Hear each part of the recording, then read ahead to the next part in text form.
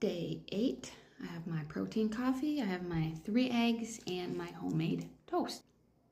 I did the 2.75 mile walk today, but when I got home I heard some weird noises, so I had to run down to where the animals were.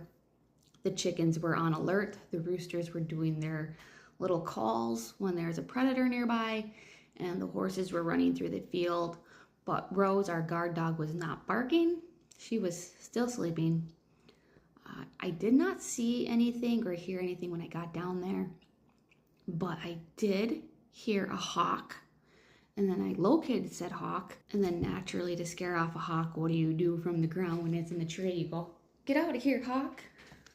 So because I had to go down there and do a lap around the field, that added 0.3 miles to my total walking, but I did scare off the hawk. For now at least, and I have not let the chickens out of the coop, so they're safe in the coop still, but they could see it somehow, or they saw something, or they heard something, or they heard what I heard.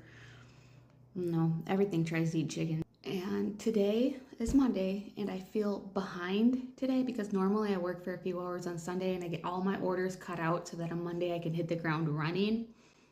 I didn't do that yesterday, so I feel behind even though I'm not behind. I feel behind because I'm not ahead.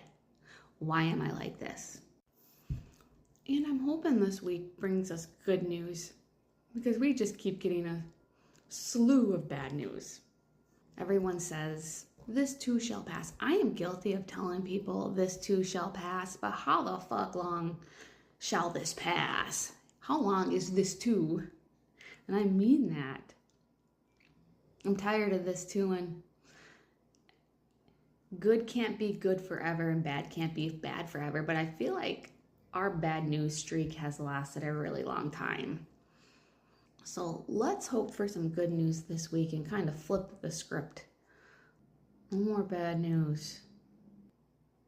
I'm trying to handle all this with some sort of grace, but damn, it is hard.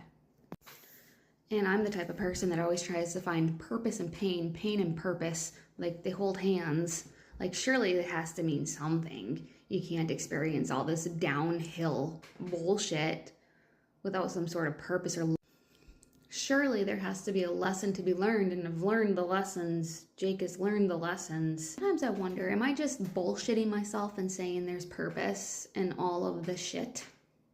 Maybe there is no purpose. In life, when things get hard, we try to tell ourselves there's purpose or a lesson to be learned.